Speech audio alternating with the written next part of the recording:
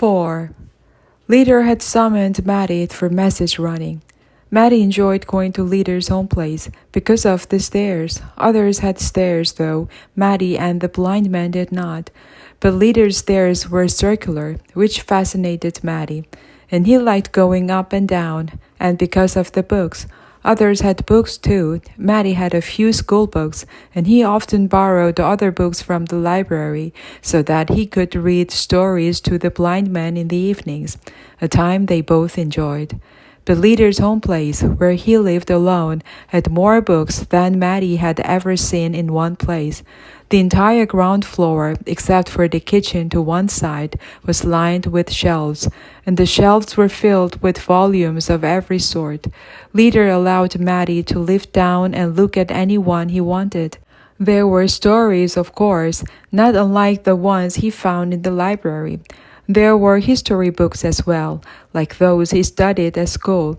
The best ones filled with maps that showed how the world had changed over centuries. Some books had shiny pages that showed paintings of landscapes unlike anything Matt had ever seen, or of people costumed in odd ways, or of battles, and there were many quiet painted scenes of a woman holding a newborn child. Still, others were written in languages from the past and from other places. Leader laughed wildly when Maddie had opened to a page and pointed to the unknown language. "It's called Greek," Leader said. "I can read a few words, but in the place of my childhood, we were not allowed to learn such things. So in my spare time, I have mentor come and help me with languages. But," Leader sighed, "I have so little spare time. Maybe when I'm old, I will sit here and study. I'd like that, I think." Maddie had replaced the book and run his hand gently over the leather bindings of the ones beside it. "If you weren't allowed to learn," he asked, "why did they let you bring the books?" Leader laughed. "You've seen the little sled," he said. "In the museum?" "Yes, my vehicle of arrival. They've made such a thing of it. It's almost embarrassing. But it is true that I came on that sled, a desperate boy, half dead. No books. The books were brought to me later. I have never been as surprised in my life as I was the day those books arrived." Maddie had looked around at the thousands of books in his own arms, and Maddie was strong. He could have carried no more than 10 or 12 at a time. "How did they come to you?" "A river barge." Suddenly there it was, huge wooden crates aboard, and each one filled with books. Until that time, I had always been afraid. A year had passed, then 2, but I was still afraid. I thought they would still be looking for me, but I would be recaptured, put to death, because no one had ever fled my community successfully before. It was only when I saw the books that I knew that the things had changed, that I was free, and that back there, where I had come from, they were rebuilding themselves into something better. The books were a kind of forgiveness, I think. "So you could have gone back," Maddie said. "Was it too late?" "Had Forrest given you warnings?" "No, but why would I go back? I had found a home here, the way everyone has. That's why we have the museum, Maddie, to remind us of how we came and why, to start fresh and begin a new place from what we had learned and carried from the old."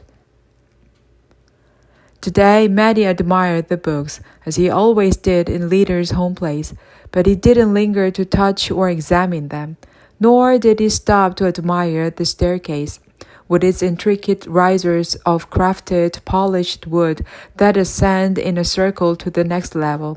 When Leader called, "Up here, Maddie," he bounded up the stairs to the second floor, into the spacious room where Leader lived and worked. Leader was at his desk. He looked up from the papers in front of him and smiled at Maddie. "How's the fishing?" Maddie shrugged and grinned. "Not too bad. Caught 40 yesterday." Leader laid his pen aside and leaned back to his chair. "Tell me something, Maddie. You and your friend are out there a lot, fishing, and you've been doing it for a long time, since you came to village as a little boy. Isn't that so?" I don't remember exactly how long. I was only about this high when I came. Matty gestured with his hand, placing it level with the second button of his own shirt. 6 years, Leader told him. You arrived 6 years ago, so you've been fishing for all that time. Matty nodded, but he stiffened. He was worried. He was too soon for his true name to be bestowed, he thought. Surely it was not going to be Fisherman. Was that why Leader had called him here? Leader looked at him and began to laugh. Relax, Matty.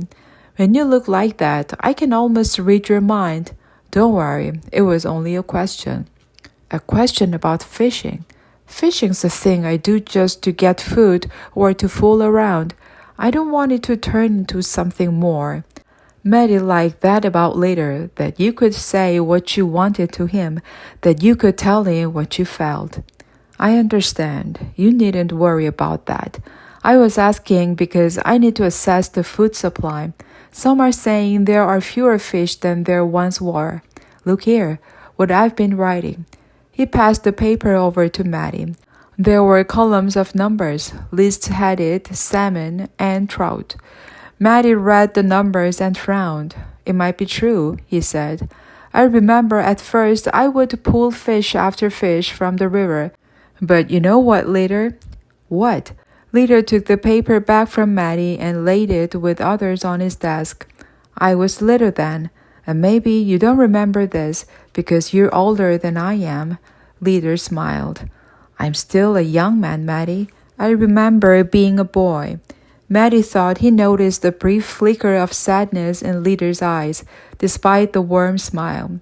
So many people in the village, including Matty, had sad memories of their childhoods. What I meant was, I remember all the fish, the feeling that they would never end. I felt that I could drop my line in again and again and again, and there would always be fish. Now there aren't. But Leader looked at him and waited. Things seem more when you're little. They seem bigger, and distances seem farther. The first time I came here through forest, the journey seemed forever. It does take days, Matty, from where you started. Yes, I know. It still takes days, but now it doesn't seem as far or as long because I'm older and bigger, and I've gone back and forth again and again, and I know the way, and I'm not scared, so it seems shorter. Leader chuckled. And the fish? Well, Matty acknowledged, there don't seem to be as many, but maybe it's just that I was a little boy back then, when the fish seemed endless. Leader tapped the tip of his pen on the desk as he thought. Maybe so, he said after a moment. He stood. From a table in the corner of the room, he took a stack of folded papers. Messages? Matty asked. Messages. I'm calling a meeting. About fish? No, I wish it were just about fish. Fish would be easy. Matty took the stack of message papers he would be delivering. Before he turned to the staircase to leave, he felt compelled to say, Fish aren't ever easy. You have to use just the right bait and know the right place to go, and then you have to pull the line up at just the right moment. Because if you don't, the fish can wiggle right off your hook, and not everybody is good at it, and he could hear Leader laughing, still when he laughed. It took Matty most of the day to deliver all of the messages. It wasn't a hard task. He liked the harder ones better. Actually, when he was outfitted with food and a carrying pack and sent on long journeys through forest. Although he hadn't been sent to it in almost 2 years, Matty especially liked trips that took him back to his former home, where he could greet his boyhood pals with a somewhat superior smile, and snub those who had been cruel to him in the past. His mother was dead, he had been told. His brother was still there, and looked at Matty with more respect than he ever had in the past, but they were strangers to each other now. The community where he had lived was greatly changed and seemed foreign, though less harsh than he remembered.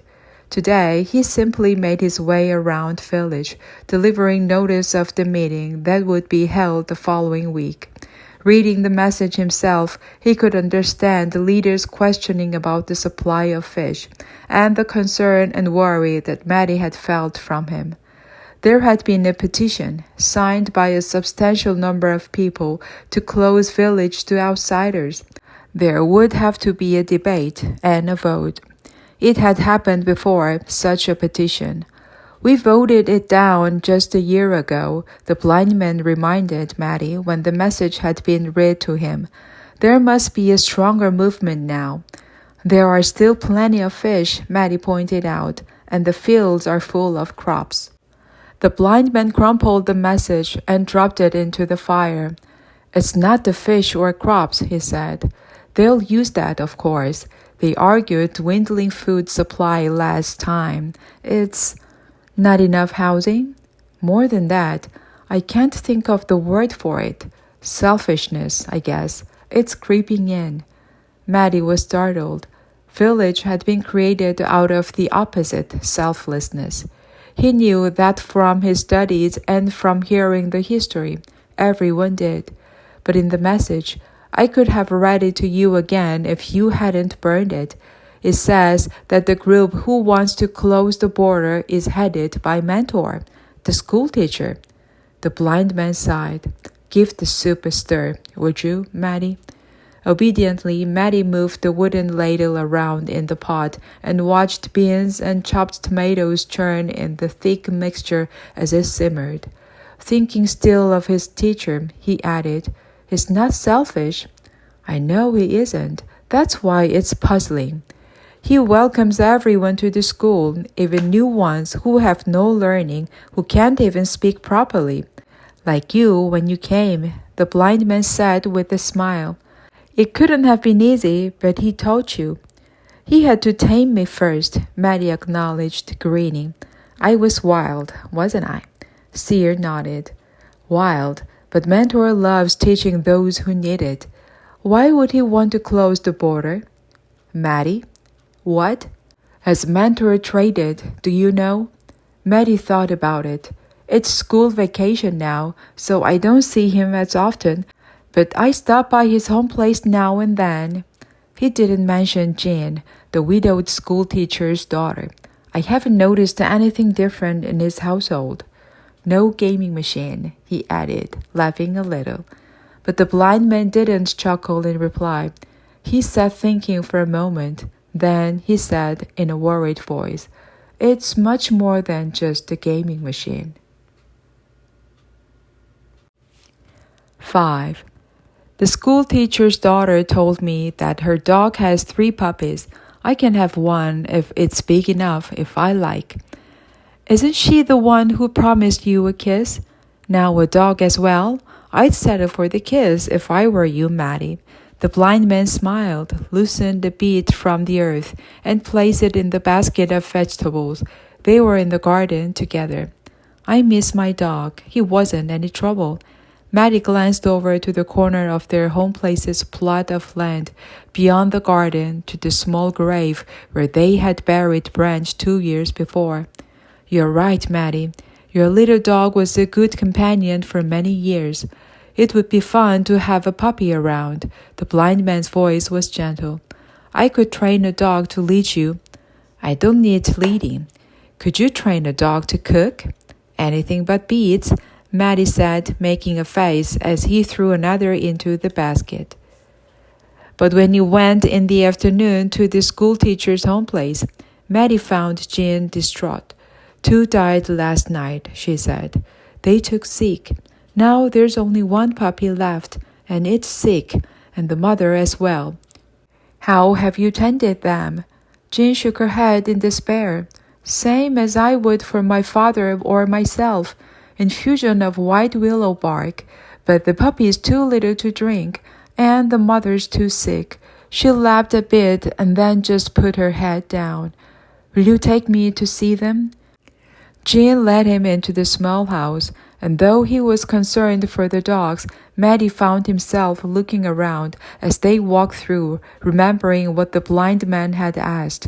He noticed the sturdy furniture neatly arranged and the bookcases filled with Mentor's books, and the kitchen, Jean's baking pans, and the bowls in which she mixed dough were set out, ready for her wonderful breads to be made.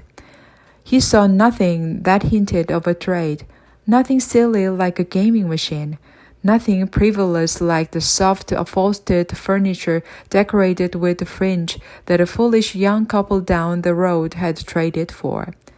Of course, there were other kinds of trades, Matty knew, though he didn't fully understand.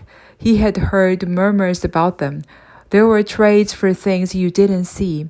Those were the most dangerous trades. They're in here.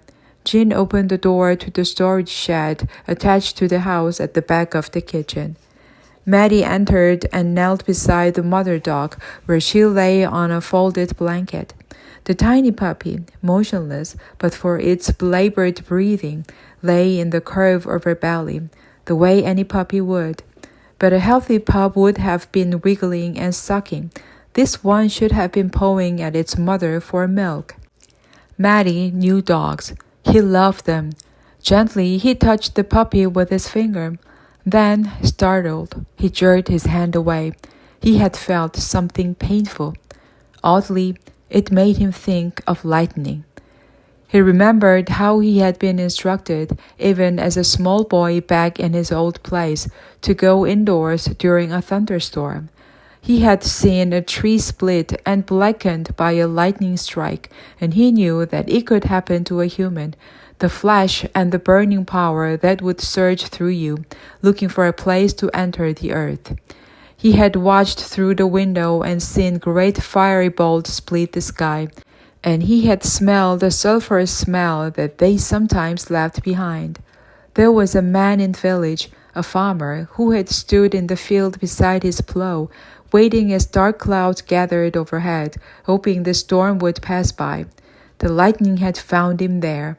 And though the farmer had survived, he had lost all his memory but for the sensation of raw power that had entered him that afternoon. People tended him now, and he helped with farm chores, but his energy was gone, taken away by the mysterious energy that lives in lightning. Matty had felt this sensation, the one of pulsating power, as if he had the power of lightning within his own self, in the clearing on a sunny day with no storm brewing. He had tried to put it out of his mind afterward, and he thought of the day it had happened, because it frightened him so and made him have a secret, which he did not want. But Matty knew, pulling his hand from the ailing puppy, that it was time to test it once again. "Where's your father?" he asked Jean. He wanted no one to watch. He had a meeting to go to. You know about the petition? Matty nodded. Good. The schoolteacher was not around. I don't think he really even cares about the meeting. He just wants to see Stocktender's widow. He is courting her. Jean spoke with affectionate amusement. Can you imagine? Courting at his age? He needed the girl to be gone, Matty thought. I want you to go to a herbalist. Get yarrow. I have yarrow in my own garden, right beside the door, Jean replied. He didn't need yarrow, not really. He needed her gone, Matty thought quickly. Spearmint? Lemon balm? Catnip? Do you have all of those? She shook her head. No catnip. If cats were attracted to my garden, the dog would make a terrible fuss. Wouldn't you, poor thing? She said sweetly, leaning down to murmur to the dying mother dog. She stroked the dog's back, but it did not lift its head. Its eyes were beginning to glaze. Go, Matty told her in an urgent voice. Get those things. Do you think they'll help? Jean asked dubiously. She took her hand from the dog and stood, but she lingered. Just go, Matty ordered. You needn't use a rude tone, Matty, Jean said with an edge in her voice, but she turned with the flounce of her skirt and went. He barely heard the sound of the door closing behind her, steeling himself against the painful vibrating shock that he knew would go through his entire body. Matty placed his left hand on the mother dog, his right on the puppy. and willed them to leave. An hour later, Maddie stumbled home, exhausted. Back at Mentor's house, Jean was feeding the mother dog and giggling at the antics of the lively puppy. Who would have thought of that combination of herbs? Isn't it amazing? She had said in delight, watching the creatures revive. Lucky guess, he let Jean believe it was the herbs. She was distracted by the sudden liveliness of the dogs, and didn't even notice how weak Maddie was. He sat leaning against the wall in the shed and watched her tend them, but his vision was slightly blurred and his whole body ached. Finally, when he had regained a little strength, he forced himself to stand and leave. Fortunately, his own home place was empty. The blind man was out somewhere, and Maddie was glad of that. Seer would have noticed something wrong. He could always feel it. He said the atmosphere in the home place changed, if wind had shifted, if Maddie had so much as a cold. And this was much more. He staggered into his room off the kitchen and lay down on his bed, breathing hard. Maddie had never felt so weak, so drained, except for the frog. The frog was smaller, he thought, but it was the same thing. He had come across the little frog by chance, in the clearing. He had no reason to be there that day.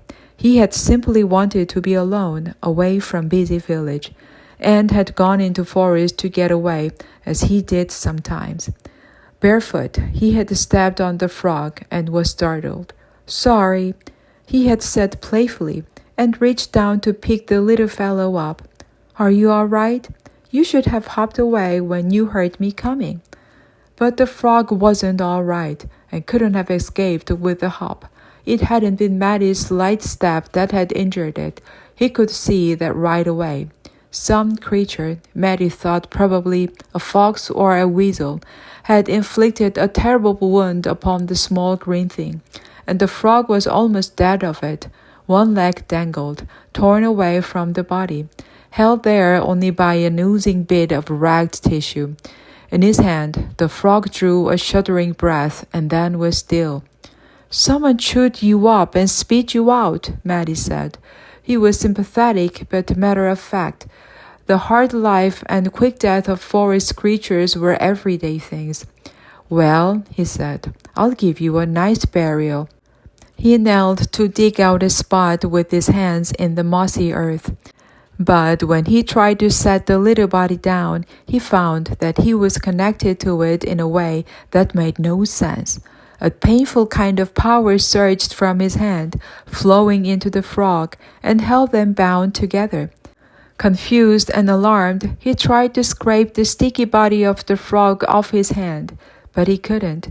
The vibrating pain held them connected. Then, after a moment, while Maddie knelt, still mystified by what was happening, the frog's body twitched. "So you're not dead. Get off me, then." Now he was able to drop the frog to the ground. The stab of pain eased. What was that all about?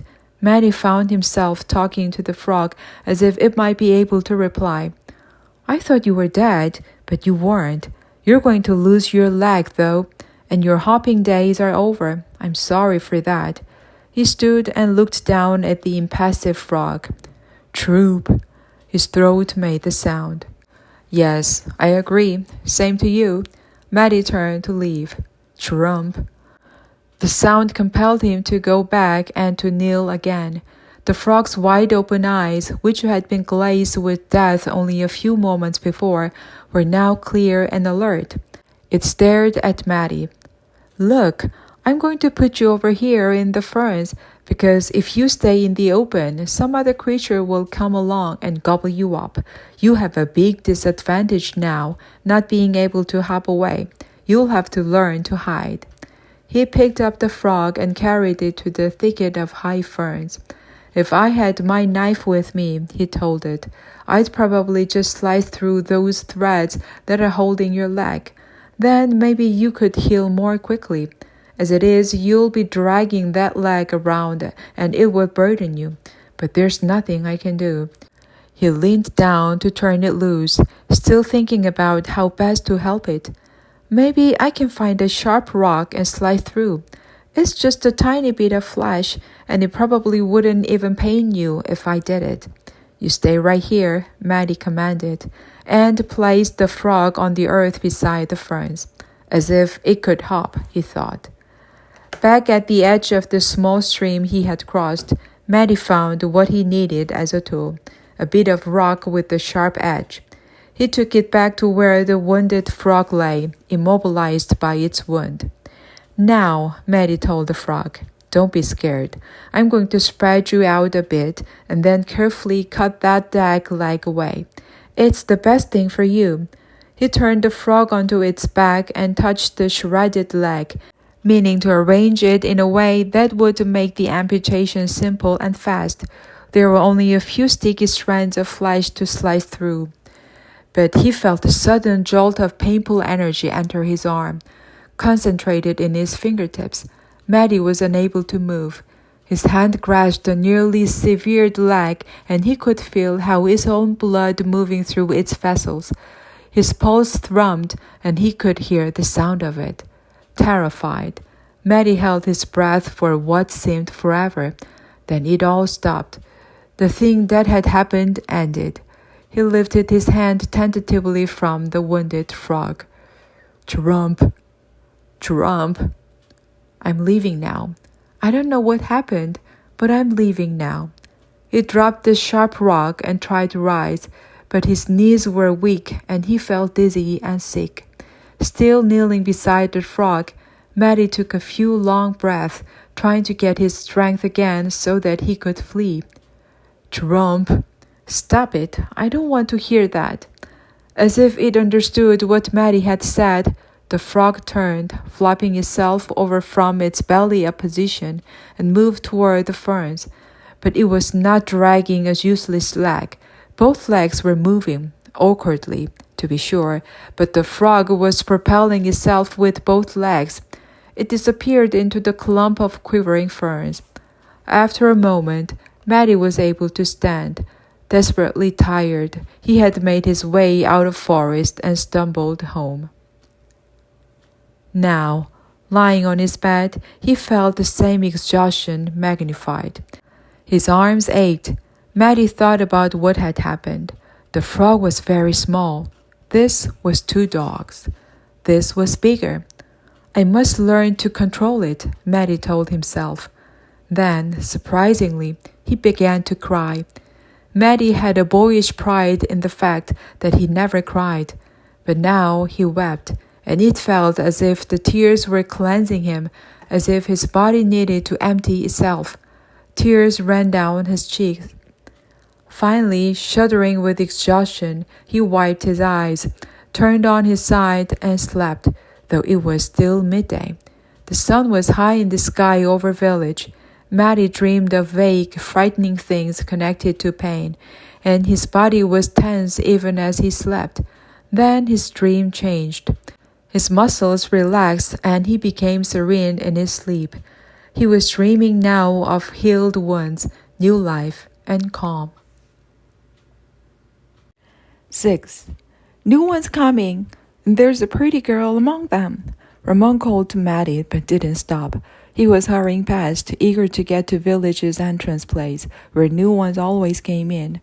There was, in fact, a welcome sign there, though many new ones they had discovered could not read.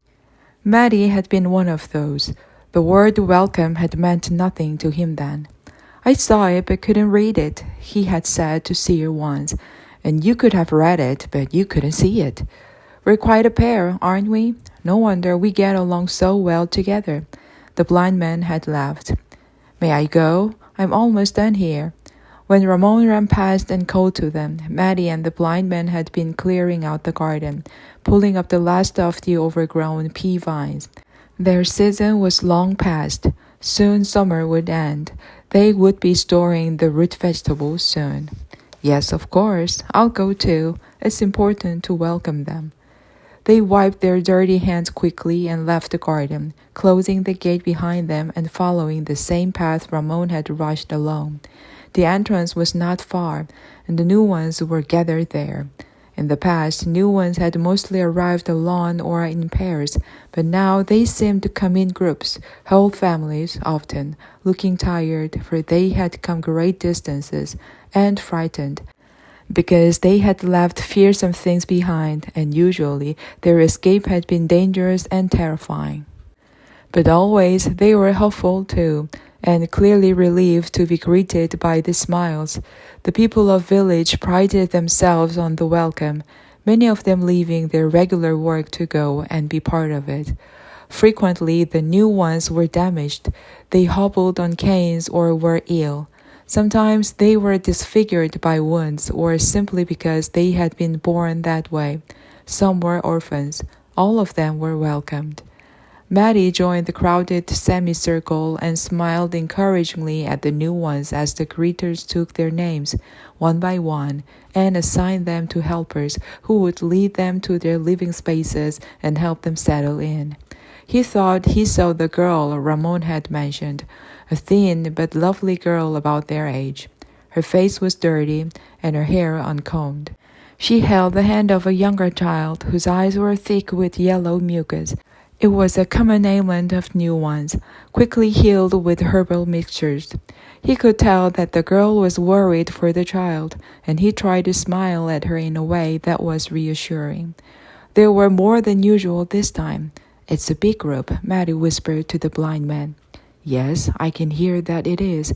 I wonder if somehow they have begun to hear rumors that we may close." As he spoke, they both heard something and turned.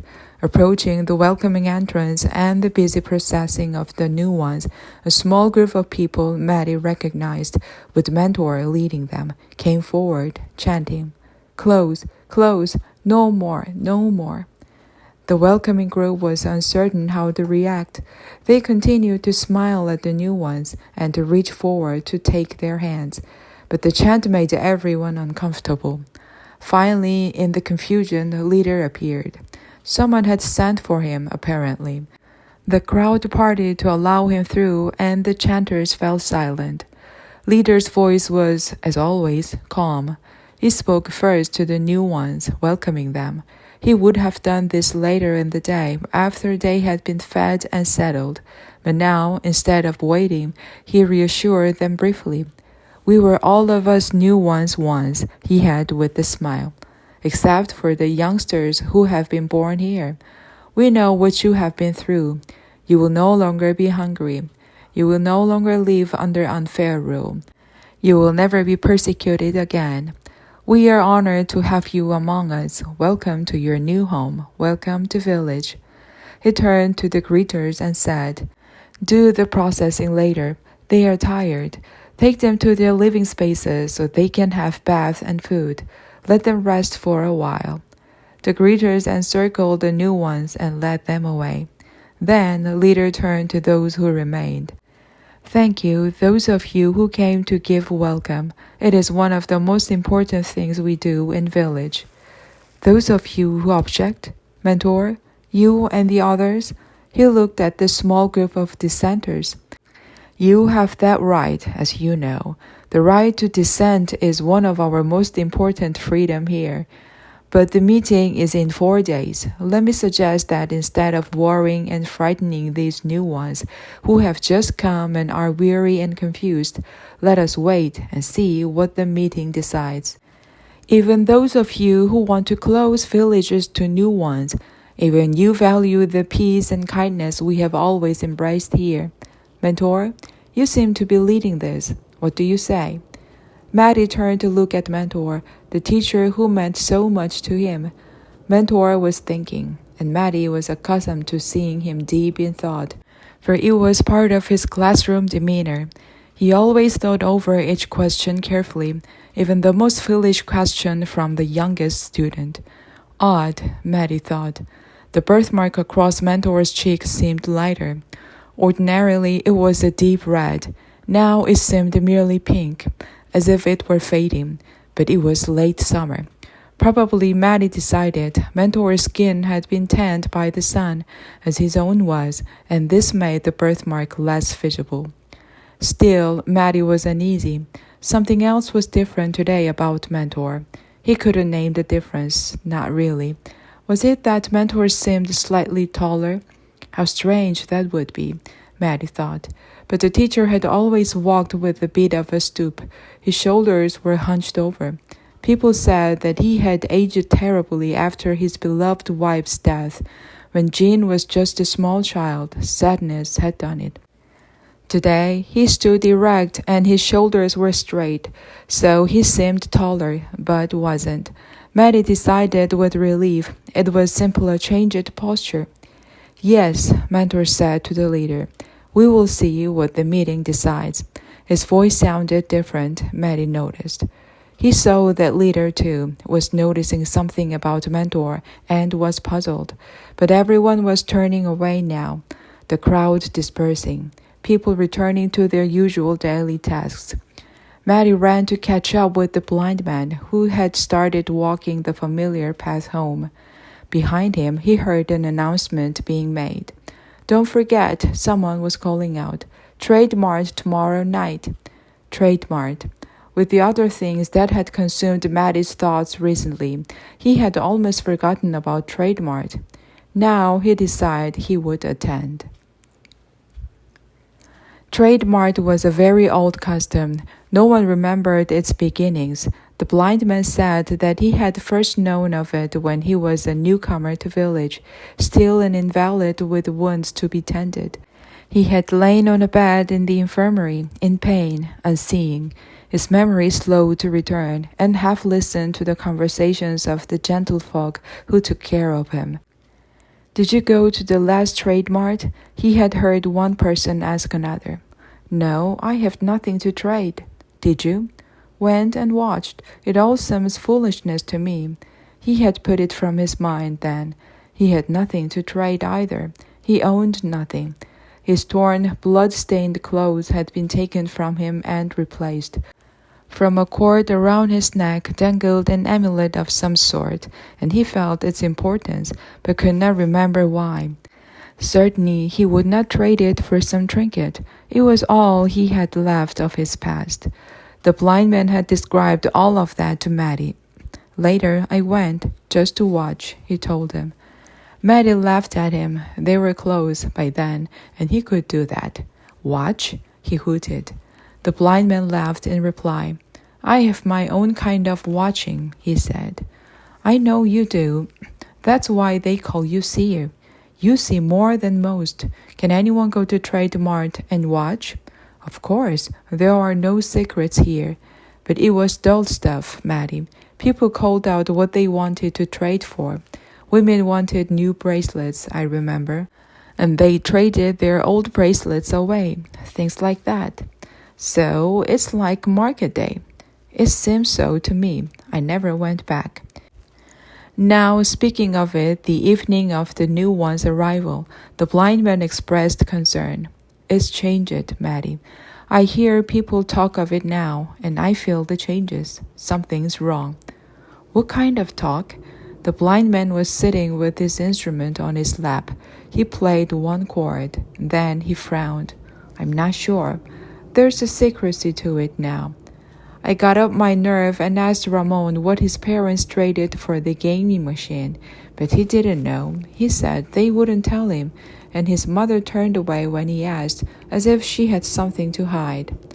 I don't like the sound of it. The blind man stroked the strings and played two more chords. The sound of your own music? Maddie asked with a laugh, trying to lighten the conversation. Something's happening at Trade Mart, Seer said, ignoring Maddie's attempt at humor. Leader said the same. You would know. I'd be wary of it, Maddie, if I were you. The next evening, while they prepared supper, he told the blind man he was planning to go. I know you said I was too young, Seer, but I'm not. Ramon's going, and maybe it's important for me to go. Maybe I can figure out what's happening. Seer sighed and nodded. Promise me one thing, he told Maddie. I will. Make no trade. Watch and listen, but make no trade, even if you are tempted. I promise. Then Maddie laughed. How could I? I have nothing to trade. What could I give for a gaming machine? A puppy too young to leave its mother? Who'd want that? The blind man stirred the chicken that simmered in a broth. Ah, Mattie, you have more than you know, and people will want what you have. Mattie thought. Sear was correct, of course. He had the thing that troubled him. The power, he thought of it, and perhaps there were those who would want it. Maybe he should find a way to trade it away. But the thought made him nervous. He turned his thoughts to other, less worrying things. He had a fishing pole, but he needed that and loved it. He had a kite stored in the loft, and perhaps one day he would trade it for a better kite. But not tonight. Tonight he would only watch. He had promised the blind man.